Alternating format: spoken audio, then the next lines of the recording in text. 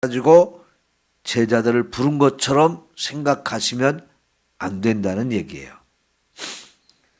어떻게 보면 18절에서 22절 요 말씀보다 23절에서 24절 이하의 말씀이 더 빠른 이야기일 수 있어요. 그러면 23절, 24절을 우리가 같이 읽어보죠.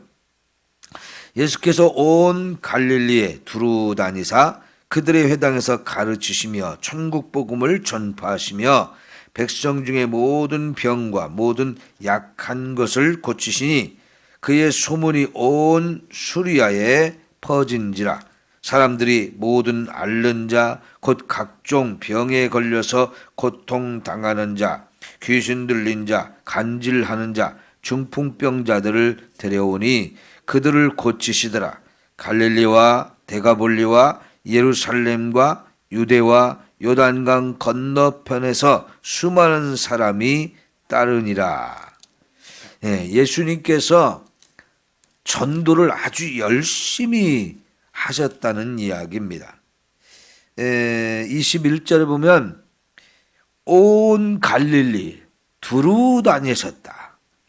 갈릴리 중에서도 그냥 어느 지역 한 곳이 아니라 갈릴리 전체 지역을 그것도 두루두루 다니시면서 이렇게 3대 사역을 하셨다라고 말씀을 하고 있고요.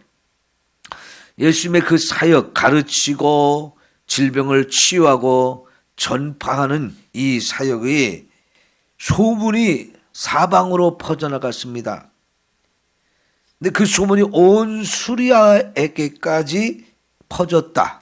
이 수리아라고 하는 것은요, 지금 가나안 땅의 북쪽 넓은 지역입니다. 지금으로 말하면 레바논 그리고 시리아까지 이렇게 거의 전부를 포함한다고 볼 수 있어요. 그러니까 국경을 넘어서까지 저 먼 곳까지 이 예수님의 소문이 진짜 사방으로 멀리 퍼져 나갔던 거지요. 그래서 그 모든 지역에서 다양한 질병을 가진 사람들이 서로 치유를 받고자 사방에서 몰려왔던 거지요. 그래서 25절 마지막에 보니까 갈릴리는 물론이거니와 데가볼리가 어느 쪽이라고 그랬죠? 갈릴리 바다 동쪽.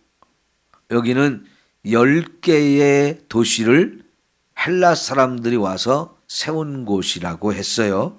그러니까 여기는 이방인들이 사는 지역이라 예수님도 몇 번 가지를 않았어요. 그럼에도 불구하고 거기에서도 사람들이 치유를 받으러 왔고, 그 다음에 예루살렘에서도 그 예루살렘을 비롯해서 유다 남쪽 지방 유대라고 불리는 그곳 그리고 요단강 건너편 이런 모든 곳에서 사방에서 이렇게 아직은 예수님이 그런 쪽에는 가지 않았는데도 불구하고 이렇게 소문은 퍼져서 많은 사람들이 예수님을 찾아오고 말씀도 들어보고 치유도 받고 이런 사역들이 상당히 펼쳐진 가운데 18절 오늘 말씀 예수님이 제자들을 부르시고 선택해 주셨다는 얘기가 나오는 거지요. 그러니까 지금 이 4명의 제자를 선택한 이야기가 나오는데 이거는 초창기의 이야기가 아니고 예수님의 사역을 시작해가지고 그래도 어느 정도 시간이 계속 흘렀고요. 그런 가운데서 이 제자들을 부르셨던 겁니다. 그러면 예수님과 이 제자들의 만남은 요 18절에서 처음 만난 게 아니라고 봐야지요. 요한복음 1장에 보면 거기에도 안드레와 베드로가 예수님을 찾아온 이야기가 소개되고 있어요. 원래 안드레는 세례 요한의 제자였다는 겁니다. 그런데 그가 어느 날 예수님을 만났어요. 왜냐하면 세례 요한이 예수님을 자꾸 소개했잖아요. 세상 죄를 지고 가는 하나님의 어린 양이라고 말하고, 그분에게 나를 비교하면 나는 그분의 신발끈을 풀고 묶고 하는 이 일을 하기에도 합당하지 않은 사람이라고, 그만큼 예수님을 높였어요. 저분이 진짜 메시아라고. 그래서 세례 요한을 원래 따라다니던 제자들이 있었는데 그 중에 일부가 예수님에게 가서 예수님의 제자가 된 사람들도 있었는데 그 중에 한 사람이 안드레였어요. 그러니까 이 안드레가 예수님에게 가서 예수님을 따르면서 이렇게 보았는데 메시아가 왔다 이거예요. 메시아가 확실하다는 이 확신을 갖게 돼서, 그래서 자기 형 베드로에게 가서 내가 메시아를 만났다, 그러니까 한번 가보자 해서 베드로도 데리고 예수님께 간 적이 있어요. 그래서 이 베드로, 안드레 이 형제가 예수님을 만났고 또 가까이서 말씀도 들어보고 하시는 일도 다 이렇게 보았죠. 그런데 오늘 말씀에는 소개가 안 되지만 마가복음에 보면 이 두 사람 형제가 배를 가지고 갈릴리 바다에서 고기를 잡는 어부였어요. 그런데 어느 날 밤새도록 그물질을 했는데 한 마리도 못 잡았죠.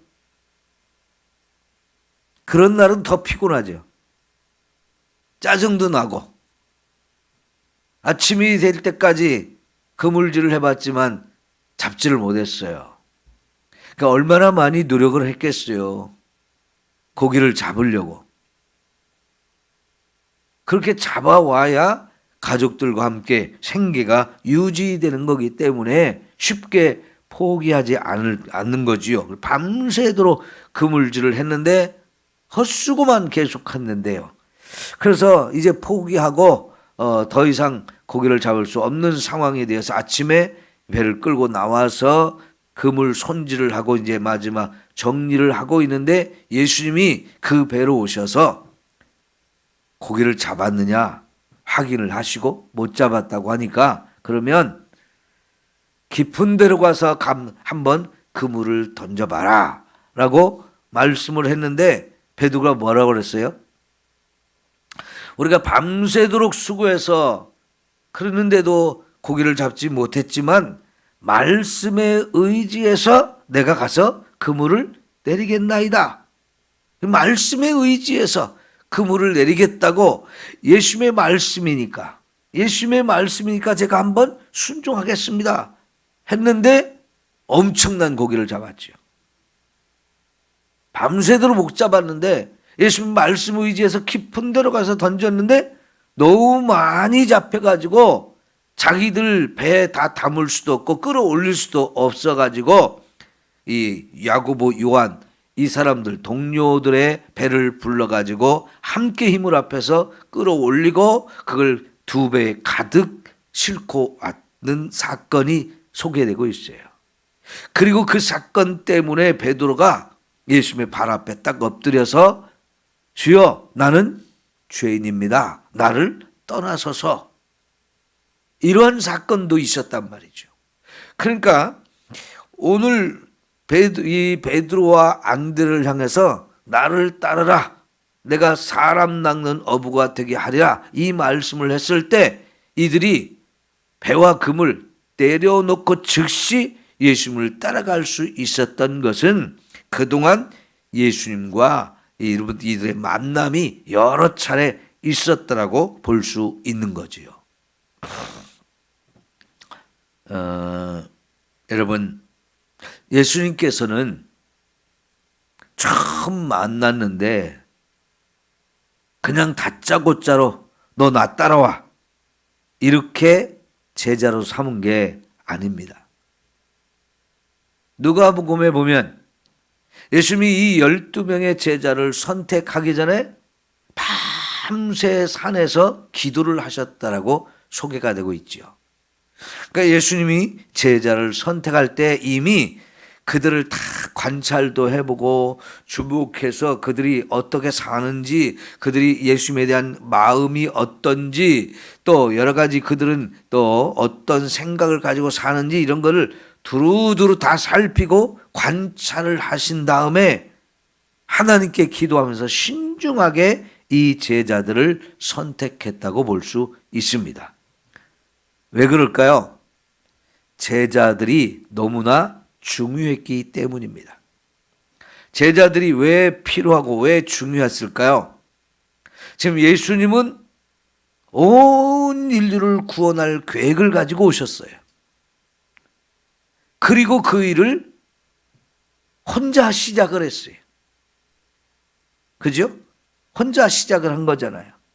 그리고는 사방에 다니면서 그 일을 이제 열심히 하다가 그리고는 제자를 불렀는데 왜 제자가 필요했느냐? 이제 예수님의 사역은 정해져 있었습니다. 우리가 이제 나중에 보면 알지만은 3년이었잖아요. 이 땅에서 예수님의 사역은 3년 동안 감당할 일이었단 말이죠. 그러면 예수님의 사역이 끝나고 나면 그 일을 계속할 사람이 필요한데 바로 이 제자들이 그 일을 해야 될 사람이라고 생각을 하시고 예수님이 그들을 이렇게 선택하고 불러서 훈련을 시킨 거지요. 그러니 이 제자들이 얼마나 중요합니까? 저런 제자들을 선택할 때 그냥 다짜고짜로 너 다 따라와 이렇게 한 게 아니고 그들을 충분히 살펴보았고 관찰하셨고 주목해 보신 다음에 기도도 충분히 하시고 그리고 선택을 했다는 거지요. 여러분, 오늘 저와 여러분의 삶에 대해서 특별히 신앙생활하고 하는 우리들의 삶에 대해서 예수님이 그냥 대충 보시고 넘어가실까요? 우리 한 사람 한 사람이 최고의 관심사예요. 어제도 말씀드렸죠. 하나님은 우리에게 사랑을 보여주실 때 그냥 아무개나 받아라. 내가 너희 다 사랑해. 이렇게 한 게 아니고 최고의 사랑을 우리 모두에게 쏟아부어 주셨어요. 그 최고의 사랑은 나 한 사람만이라도 사랑한다 할지라도 그렇게 최고의 사랑을 다 쏟아부어 주신 거지요. 그러면서 사랑을 쏟아부어서 우리를 구원해 놓으셨는데 우리가 어떻게 사는지 관심이 있을까요? 없을까요? 이제 내가 너를 구원해 냈으니까 알아서 신앙생활해. 이런 분은 아닌 거지요. 정말로 우리가 어디에서 무엇을 어떻게 하며 살고 있는지 아주 깊이 관찰하고 계셔요. 여러분, 참새 한 마리가 떨어지는 것도 하나님이 허락하지 않으면 안 된다고 그랬죠. 우리의 머리카락 숫자까지 다 세고 계시는 그런 분이라고 그랬죠. 근데 우리 머리카락이 어때요? 하루에도 수없이 많은 머리카락이 빠지고 또 새로 난다고요. 근데 그런 숫자까지 다 살피고 계신다면 여러분, 하나님이 우리를 얼마나 관심을 가지고 우리를 보고 계시는지. 그래서 정말 우리가 하나님 마음에 합한 삶을 산다고 하면 다윗처럼 아무개가 정말 내 마음에 합하구나. 이걸 보시고 칭찬도 하시고 인정도 하시고 우리를 또 존귀하게 쓰실 분이 우리 하나님이십니다. 그래서 지금 베드로와 안드레 이들이 보실 때 주님의 마음에 드는 거예요. 하나님 마음에 합한 거예요. 그래서 귀하게 쓰고 싶은 거예요. 더 귀하고 더 아름답게 쓰고 싶은 거예요. 그래서 나를 따라오라고 주님이 불러주셨습니다. 야고보도 요한도 마찬가지예요. 그러다 보니까 여러분, 베드로와 안드레, 야고보, 요한 이 네 명의 둘씩 형제인데 네 명의 제자들이 주님이 부를 때 결단하고 바로 따를 수 있었던 것도 예수님에 대한 믿음이 그들 속에 있었기 때문인 거죠. 전혀 믿음 없는 사람을 제자로 부른 게 아니고 믿고 있었는데 그 믿는 그들이 볼 때 예수님 볼 때 이 사람들이 제자가 되면 충분히 내가 하던 일을 맡아서 계속 할 수 있겠다. 나처럼 생명 바쳐서 이 일을 할 수 있겠다. 충분히 그럴 가능성이 있으니까 주님이 선택해 주신 겁니다. 여러분, 이왕이면 우리가 신앙생활을 하면서 예수님께서 너 내 제자가 돼 라고 불러서 이렇게 큰 사명을 맡겨주시면 얼마나 좋겠습니까? 그래요, 안 그래요? 나만 조용히 예수 믿을게요. 그래서 천국 가면 되잖아요. 그렇게 신앙생활 하지 말자고요. 이왕이면 예수님의 인정을 받아서 예수님이 우리를 선택해 주시고 불러주셔서 그리고 훈련을 받아서 정말 주님이 우리가 어떤 일을 맡겨줘도 그 일을 잘 감당할 수 있도록 그렇게 신앙생활하면 얼마나 좋겠습니까? 그죠? 예. 목사님, 그건 너무 힘들잖아요. 그러면 어쩔 수 없고요. 그 힘든 일 나보고 하라고요? 그건 못하겠습니다. 이런 마음이 있으면 주님이 그 마음도 아시고 그런 사람은 제자라고 안 해요. 그러나 정말 주님이 내게 베푸신 그 사랑도 크고 주님이 온 세상 모든 사람을 구원하려고 하는 이 너무나 큰 사명을 가지신 분인데 그분 앞에 내가 정말 신실한 신앙생활을 하면서 그분이 나를 선택하시고 인정하시고 나를 써주신다면 얼마나 감사하고 영광스러운 일이에요. 주님 앞에 좀 귀하고 아름답게 쓰임받기를 축원합니다. 아무나 그렇게 해주는 거 아니에요. 아무나 불러서 아무나 그 일을 하는 게 아니에요. 사실 여러분 18절 끝에 보면 그들은 어부라 그랬어요. 특별히 갈릴리 바다에서 고기를 잡아 먹고 사는 사람들, 그게 직업인데 이 사람들 사회적으로 보면 아주 하층 계급에 속하는 사람들이에요. 보잘것없고 이 예수님의 제자라고 하는 이 명성에 참 어울리지 않는 사람들이에요. 배운 것 없고 가진 것 없고 특별할 것이 없는 그냥 아주 평범한 사람 중에서도 평범하고 그 중에서도 뭐 이렇게 귀하게 보일 그런 사람들이 아니라고요. 요즘도 그러죠? 뱃놈들이라고. 굉장히 무시하는 말이잖아요. 그때는 안 그랬을까요? 네, 당연히 그랬을 겁니다.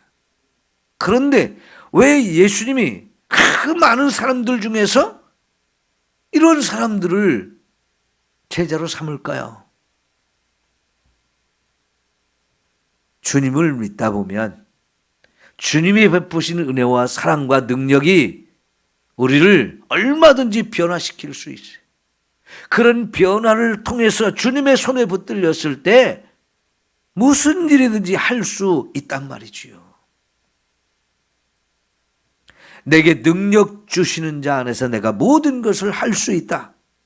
그게 바로 예수님이 우리를 통해서 일하시는 방법입니다. 우리는 부족합니다. 그런데 내게 능력 주시는 분이 우리 하나님이신가? 그 하나님의 능력이 나를 통해서 나타날 수 있는 거잖아요. 그 사람들이 나는 부족해서 못해요. 나는 연약해서 못해요. 나 지금 가진 것이 없고 배운 것이 없고 할 수 있는 게 없어요.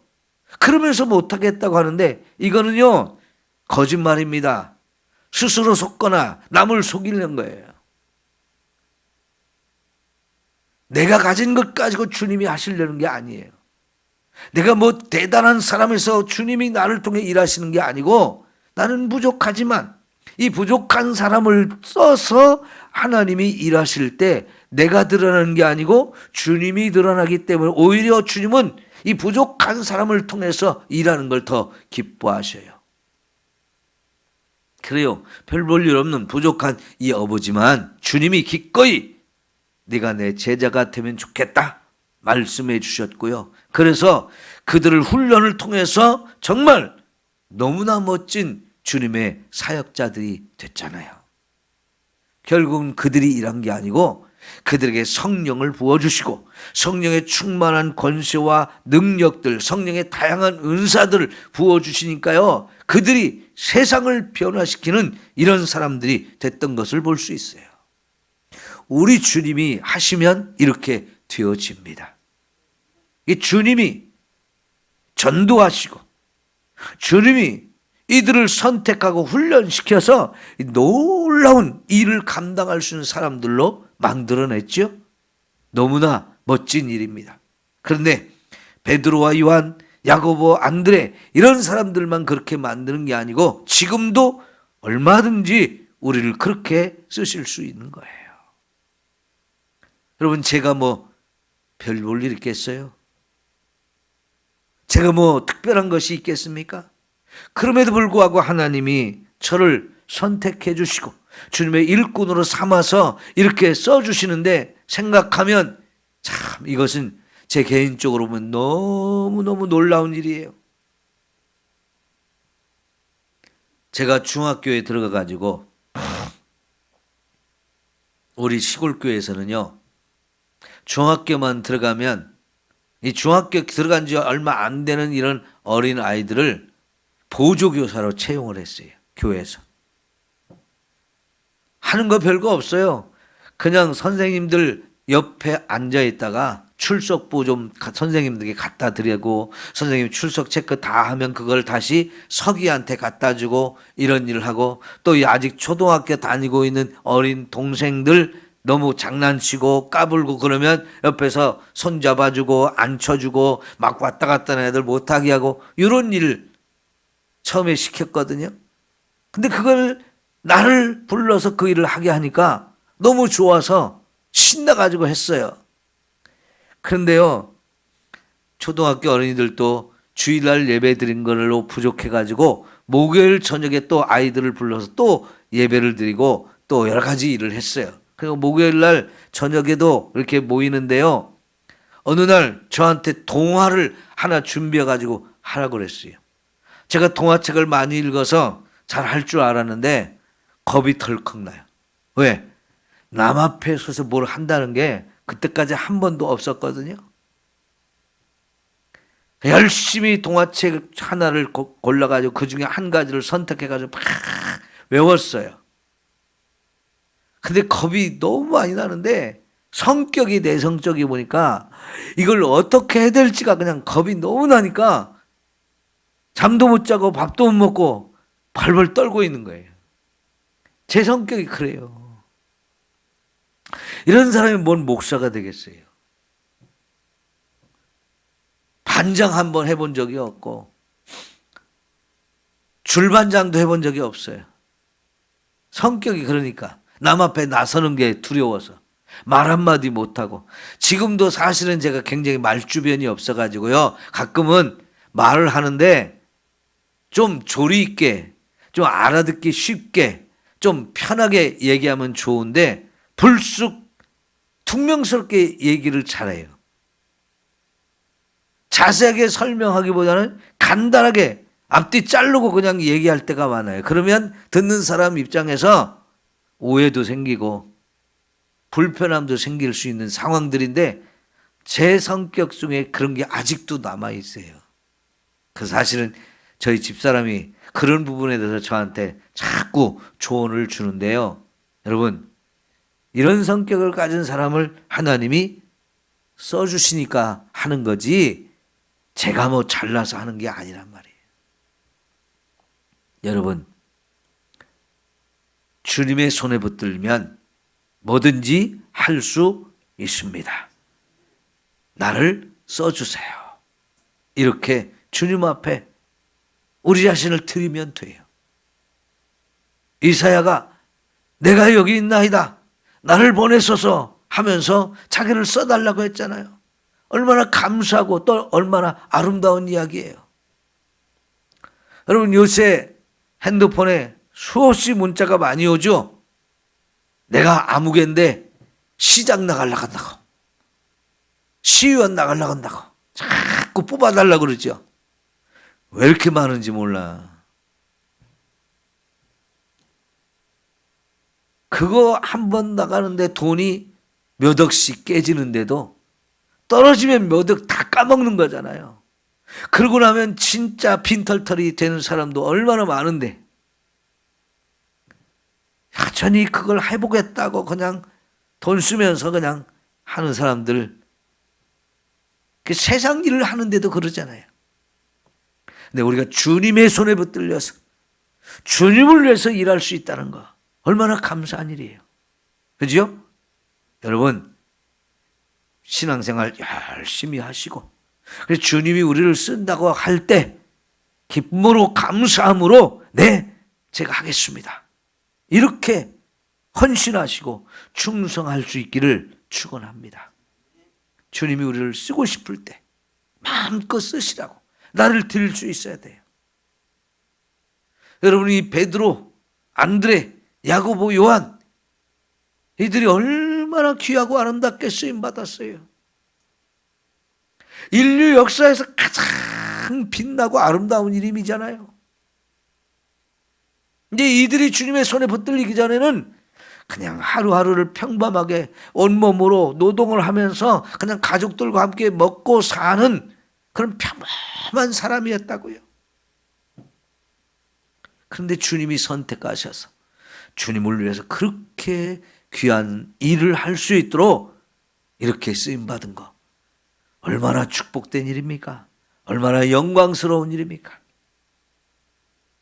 우리가 그렇게 크게 아름답게 쓰임받지 않아도 주님이 나를 선택하시고 주님이 나를 불러주셔서 나를 따라라, 내가 너를 사람 낚는 어부가 되게 하리라.